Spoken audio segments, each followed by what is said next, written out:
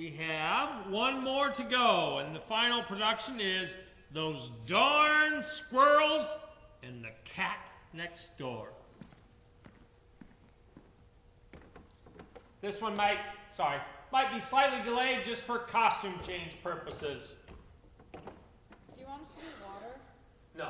Okay.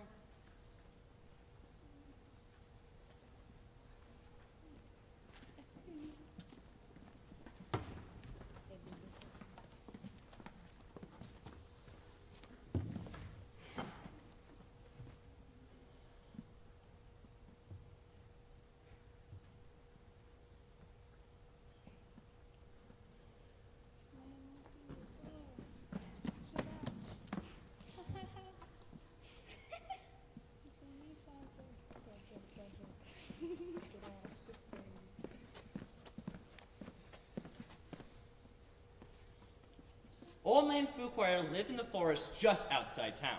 He was a terrible grump. In the wintertime, he was even grumpier than usual. I hate the winter! Whenever it snowed outside, he would close his eyes and think of summer.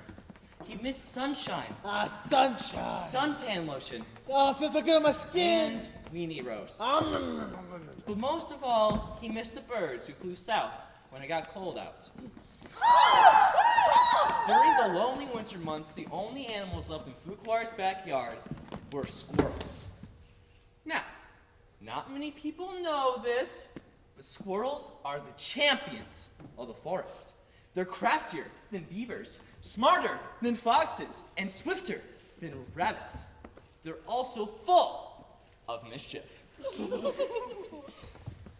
it got cold, the squirrels would drop through Fuquire's mail slot and visit him at home. They'd warm themselves by the fire, and they'd finish the old man's crossword puzzles. What's a three-letter word for a crazy person? A gnat. When Fuquire woke up, he'd chase him out with a broom. He'd shake his old man fist and yell, Those darn squirrels! Old Man Fuquire thought spring would never come, but eventually the forest bloomed and the birds returned from their winter vacation.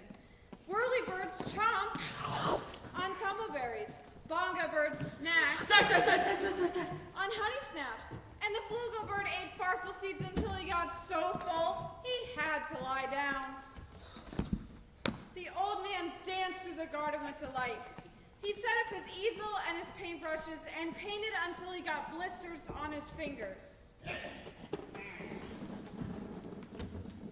Masterpiece. Once he was satisfied, he went back inside to enjoy a delicious afternoon snack. Suddenly, the old man spilled cottage cheese all over his suspenders. Oh, come on, I just got these washed. Come on! The flugo bird fell out of his nest. Checkmate! And the squirrels had to restart their annual chess tournament. Who's gonna win? The noise was coming from the house across the stream. It was the sound of a small woman unloading enormous crates. Fuquire's new neighbor was little old lady Who, the town baker. The only thing sweeter than the pies Who baked was the little old lady herself. Everyone in town loved her. But no one could stand her cat, Muffins. She was a real jerk. Who didn't see things that way? She thought Muffins was a cuddly little honey bunny. Honey bunny. But after the infamous poodle incident, she decided to move to the forest so her cat could make some new friends. Little old lady Who baked a tumbleberry pie. Then she and Muffins went to say hello to their new neighbor. Come on, Muffins. Normally, Fuquire despised conversation, so he hid behind the drapes. Squirrels weren't sure why everyone was hiding, so they set themselves at the chimney just to escape. The birds hid because they were scared of the cat.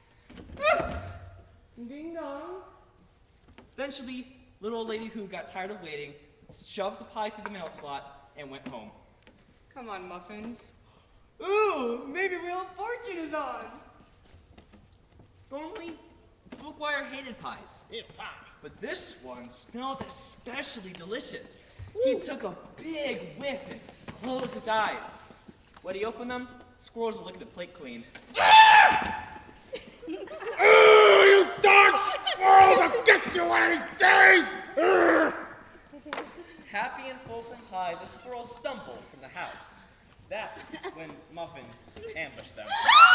The dastardly cat grabbed one squirrel and gave him a wet willy. He then grabbed another and gave them a noogie. He then tied two of the squirrels' tails together.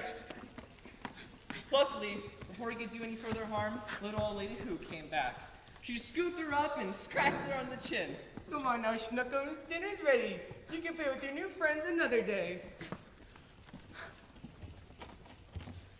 The next morning, Muffins burst into the yard, terrifying the birds and interrupting Old Man Fruitquire's painting. Your painting stinks. Muffins pounced on an unsuspecting group of squirrels and gave them all wedgies. Not an easy thing to do, because generally squirrels do not wear underpants. The squirrels were furious. The birds flew to the treetops and refused to come down. No! And Old Man Fruitquire was so upset, he wrote a letter to the mayor to complain about his new neighbors. Dear Mayor, Muffin stinks! That night, the squirrels devised a plan to finally get rid of the cat next door. They snacked on cheese puffs and drank ginger ale until finally they had it. The perfect plan. When Muffins came over the next day, the birds were feeding peacefully beneath the tree. A wicked smile came over the cat's fluffy face. She wriggled her haunches and launched herself through the air. The frightened bird swooped into the sky, yanking the strings the squirrels had tied to the tail feathers. The strings sprang the trap, and the cat was doused with a gallon of freezing cold water. Splish! Splash! Muffins let out a furious yell.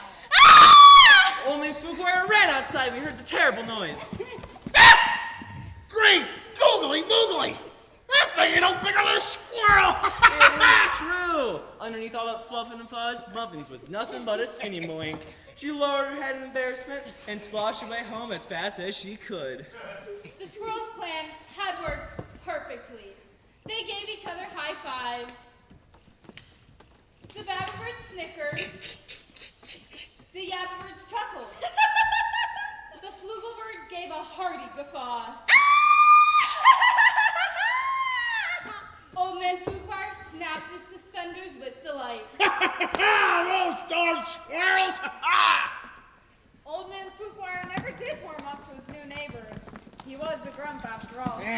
But little old lady Who took quite the liking to the birds and the squirrels.